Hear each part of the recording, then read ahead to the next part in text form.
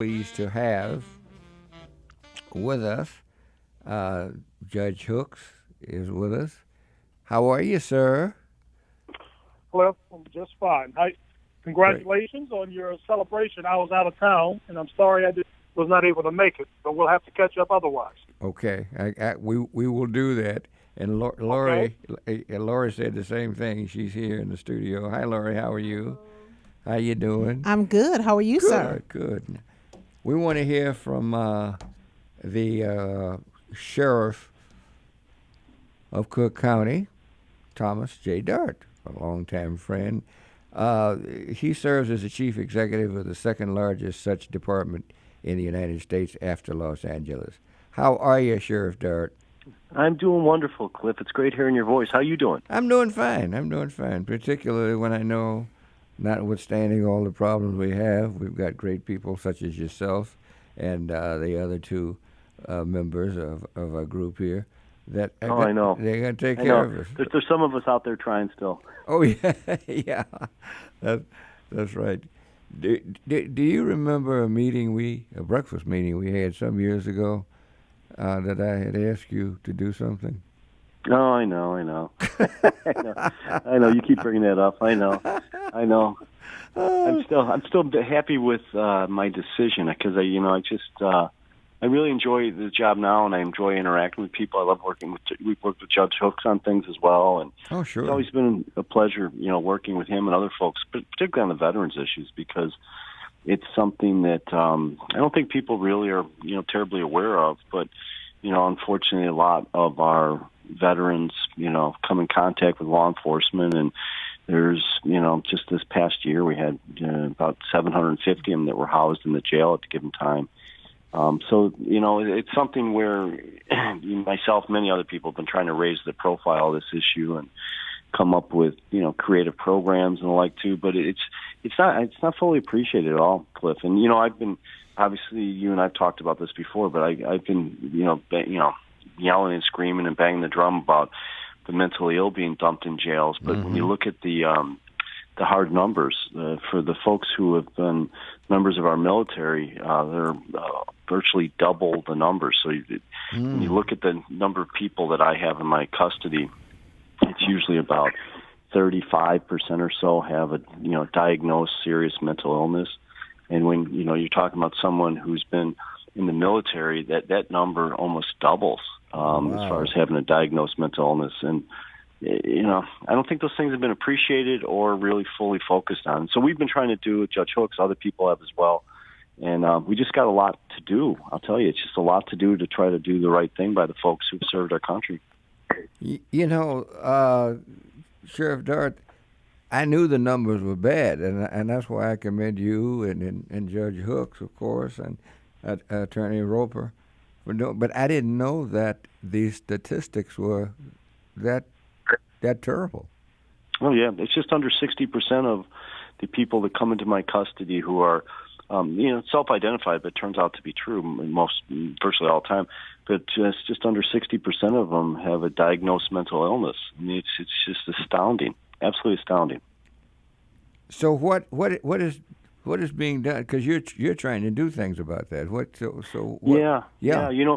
We've got some great partnerships now, which has been really helpful because originally, I'd say about 7, 8, 9 years ago, I lose track of time here, but we had a lot of difficulties dealing with the VA back then. And it wasn't because people weren't interested. It's just that, frankly, their computers, their technology was so bad that they had really limited ability to interact with us. And so we somewhat went it our own from there. As I said, Judge Hooks and some of the other judges were working on the judiciary side of it, but from the jail side of it, we were sort of going it alone for a while. But what we did is we developed a bunch of programs. Now we have the VA working with us, and they're fantastic. They come into the jail at least once a week. They go through all the individuals who have been identified as veterans. They sit and meet with everybody. They really spend a lot of time working with them, and we have an officer, Coddington, of our own, who is he's a veteran himself. He's singularly focused on this. And, working in unison, they've been able to get these federal forms that I didn't even know exactly what the significance were, but for the veterans they do. It's called DD-214. And if you get that, accomplished and you get people to fill that out, it opens up a whole wealth of services for people, and that wasn't necessarily ever being done. And so, over the last 3 years, we averaged signing up over 170 guys a year, getting the DD 214 filled out, which is huge to open up the door for this. And so we have veterans, put on a veterans tier, which they love. So it's something where they're all amongst themselves and fellow veterans, and within the tier themselves, and while we're in custody, just get just a boatload of programming, Cliff, that comes in, and a lot of it, as I say, the VA helps, but then we get these volunteer groups that come in. A group called the Inner Voice is fantastic. The Red Cross comes in and puts on a 2.5-hour course once a month. But then we run a lot of our own programs. We have our own people who I just can't emphasize enough to you, who are so into working with veterans because they're veterans themselves. They sort of help coordinate it, and then we have programs on those tiers around the clock. So they're very different. It's a very different tier that they live on. It's very active. There's a sense of camaraderie and programming, and then a big emphasis, Cliff, on discharge planning, so that when they leave, we're doing everything we can, not just connect them with services, but housing and the rest of it. So, we feel pretty good about it, but at the same time, we feel, we're open to people suggesting how we can do more, too. Well, when I was over at the office talking to you about an issue one time, and I heard all of this noise, Sheriff Dart, and I didn't know whether I said, gee, did it happen to come during a jailbreak? Do you remember that? Yeah. They were in the day room playing chess. Yeah. Because you told me, let me walk you back here. I didn't know what the heck was going on. But, you're doing a great job with these services that are available. People don't know it for incarcerated veterans. And no. I'm sorry. It's what's in Cliff. If the numbers you've talked to me about it before too. When you look at the number of our veterans who have no interaction whatsoever with law enforcement at all, but you look at the issues that they bring back from serving our country, it's staggering. And then when you look at those suicide numbers, and if that does not wake you up and say, we need to do something significant here. This can't be just let's mail this thing in. I mean, no. We got to be actively involved. We got to be pushing the envelope here and really engaged. And so, as I say, for us, we feel very proud of what we're doing. But I keep telling people we need to do more. This population needs it more than anybody else, and they deserve it more than anybody else. And so, we've got a lot going on there. But it's just somewhat depressing for us because we get some really good things going, and then once people leave our custody, you're left to the vagaries of what's going on out in that place called the real world. And, as they say, the VA's been great. Don't get me wrong, they've been great. But nonetheless, you still are stuck with housing issues. And when you look at, the veteran population, when it comes to homelessness, they're disproportionately represented in the homeless population, too. And so, we're struggling with that as well. So it's complex and it's unsettling. But, I mean, we got stuff going. But, boy, Cliff, you want to talk about, a population of folks that we just need to be doing a heck of a lot more. It's this group. Well, and you certainly do a lot, Sheriff Dart. You do such a great job. We are, of course, joined also by one of my good friends, Judge William Hooks, U.S. Marine veteran and Circuit Court of Cook County judge, and Lori Roper, attorney, supervisor, Veterans Court over at 26th Street. She's here in the studio. Judge Hooks, thank you so much, my friend. How you doing? I'm doing fine, Cliff. Good. I'm doing fine. Good. Tell us more what Sheriff Dart was talking about, and of course you're there as a judge. Well, we have the largest group of veterans in the Veterans Court over the last 2 years. I've taken it over. And I don't know if that's good news or bad news in the sense that I don't think the numbers of veterans getting in trouble have increased. I think the screening processes involving the Public Defender's Office and the State's Attorney's Office and Sheriff Dart's people are screening and identifying veterans early. And my colleagues are, too, in their various court calls, and they're sending them to us so they can get be a part of the Veterans Treatment Court program. We just graduated a couple of weeks ago, four for veterans. Every few months or so, we have the large graduation, the graduations, and it's a good feeling to see people getting through this program successfully. Mm-hmm. But I will tell you this: the sheriff's office has a lot of programs for the veterans, but they also have a lot of programs for people on my regular call too. It's rare that I have somebody that actually is being sentenced or that's found not guilty that have not received benefits from the sheriff's office in terms of programming. It's not just the veterans. Under Sheriff Dart, there's been more of an effort to actually serve people while they're pending trial than I've heard about or seen before. So not only are the veterans getting serviced by the different programs through the jail, many of the other inmates are too. And they're getting life skill accomplishments done that they just didn't know. Whether it's parenting, getting rid of the drugs that are on their back, preparing for jobs.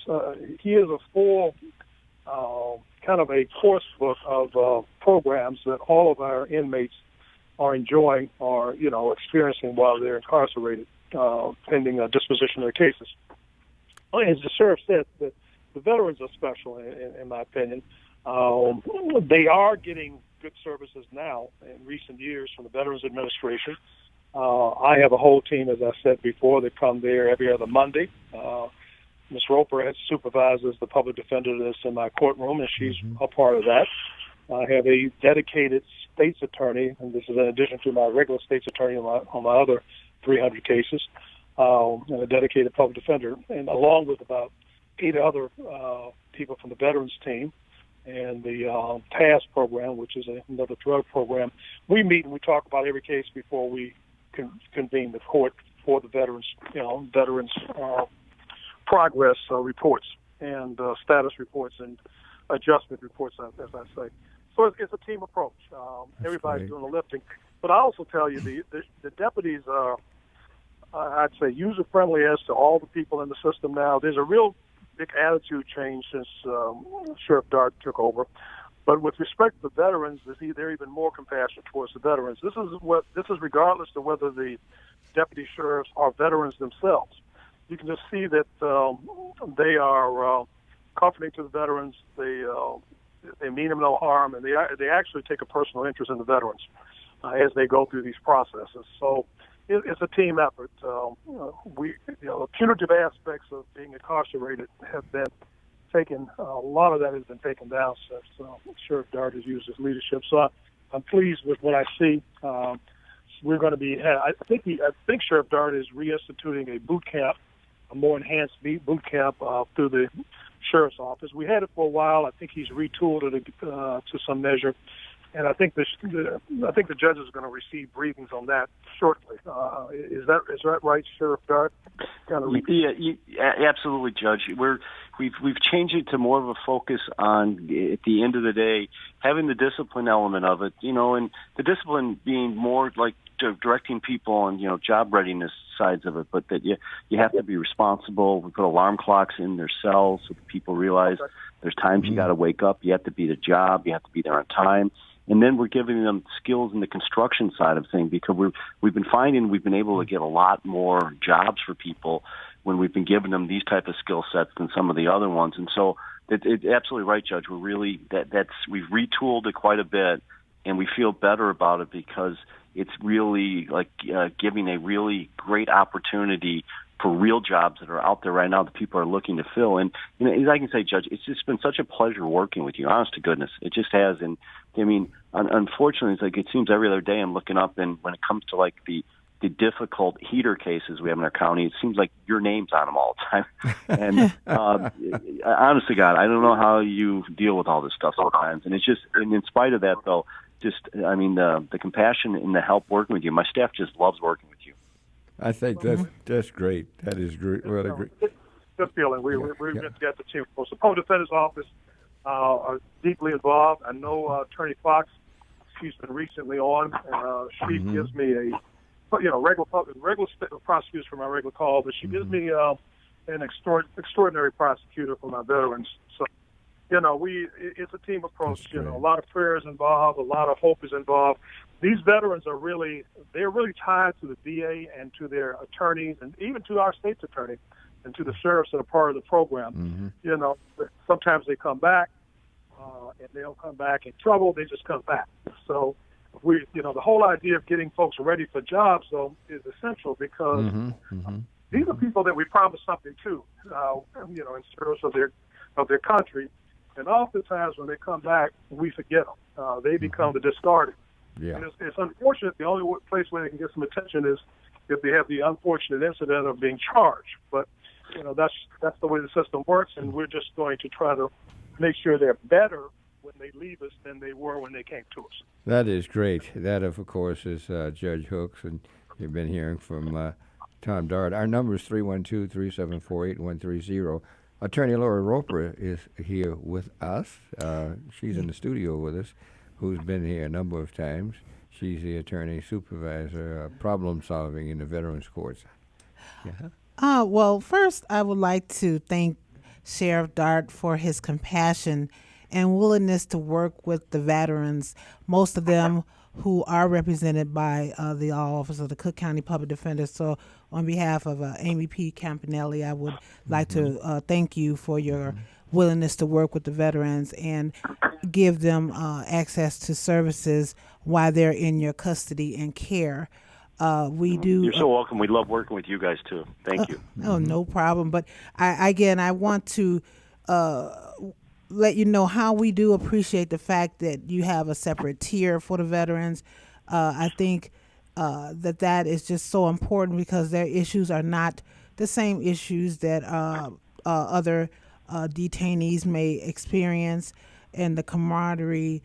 You can see that when they do come to court and going throughout that process in front of Judge Hooks, you see that they do develop a camaraderie and a closeness, being veterans, even though they are from different branches of service. So I appreciate that. So and also too, I appreciate the Sheriff's Department identifying and working with the veterans who do need to secure their DD-214s.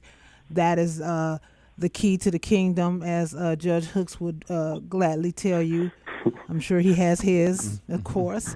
And so, but I appreciate that because we have so many veterans. That's the one thing you find out about with these programs is that so many of our veterans don't realize what they have access to. And as Judge Hooks said, it's unfortunate that they may have to come into the system to get some of these services, but it is good to hear that the Sheriff's Department is paying special attention to them in the jail. That's great. Any response? Let's take a caller. Brother Hall, hi.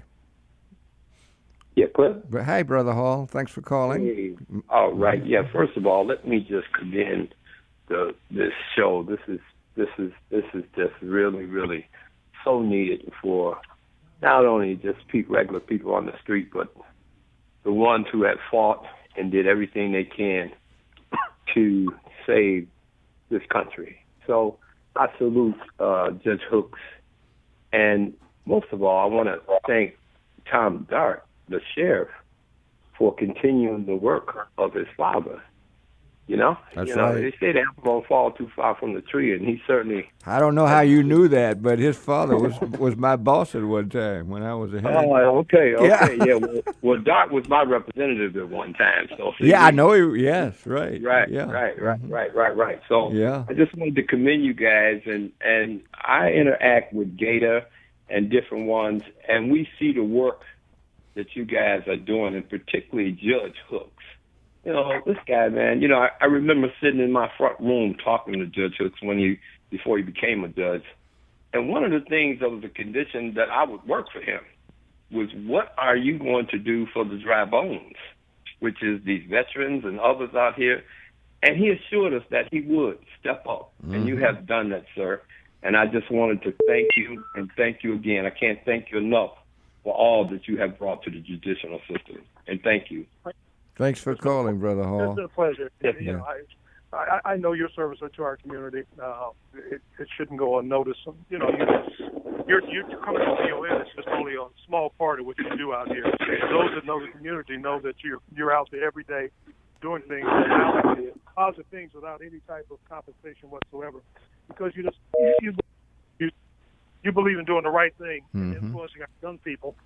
So I just wish that we had more members of the community that conduct themselves like you do. It's an important situation. You know, you are, what manhood is about in the African American community. Many of our folks just don't pay attention to that.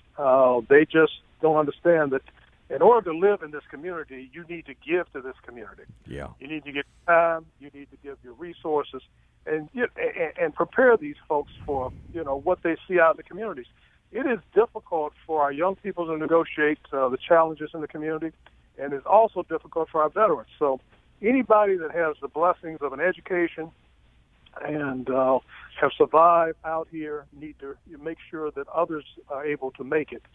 So I just encourage people to look at your community organizations, those government officials that are doing good work, make some noise about it. So that others will try to get involved and do the positive things. We see so many government officials nationally, locally, that just pull that salary and get involved in mischief, that those few that are out there trying to do things, push them on, recognize them and encourage them to bring others along into the equation. I will tell you, this job situation is huge. We have to get these companies to hire our veterans. CTA has a program that I've been successful with and funneling people to from time to time. And all they have to do is expose their whole record, stay off of drugs, and you can start with the CTA. And if you're successful in the special program we've been using, then you can move on to regular CTA employment, not just the experimental program. Great. But we need corporations that receive our money to know that they owe something to those that have stepped out of line and need other opportunities, whether they're veterans or not. Corporate responsibility is greatly lacking across the board because we're just not receptive. Our corporation is not receptive to second chances. So those that are listening that are in a position to make a difference, identify yourself to the sheriff. Come by my room in room 301. Let me know who you are, and I can tell you some ways you can actually help some. Not only the veterans, but these young people and not so young people that need some second chances. I think that is just great. You folks are just fantastic. We didn't even, somebody mentioned, Brother Hall mentioned Sheriff Dart's legislative experience too. That's something we didn't get to. And as I said, his no, thank God. Cliff, honestly, I put that one out of my mind in the rearview mirror because, as Judge Hook says, like at this job, you can get stuff done. Like when Judge Hooks he has like a real human being who served his country in front of him, and he's impacting his life. It's not sitting around shuffling some paper, thinking maybe you're getting something done. Maybe you are, maybe you're not. But I gotta cut you off, Sheriff Dart, because of the fact I also mentioned the fact that I know the family because your dad was my boss in another life. You know that, right? Yeah. Oh, yeah. And he was great too, just like his son. Lori Roper, great job as always. We're so pleased to have you here. All right. I want to thank. Sheriff Tom Dart, Judge William Hooks, Attorney Lori Roper. Couldn't have a better half an hour. Thank you, everybody. Thank you so much. Okay. Take care. All righty. We'll be back. It's been an honor. Thank you. Thank you.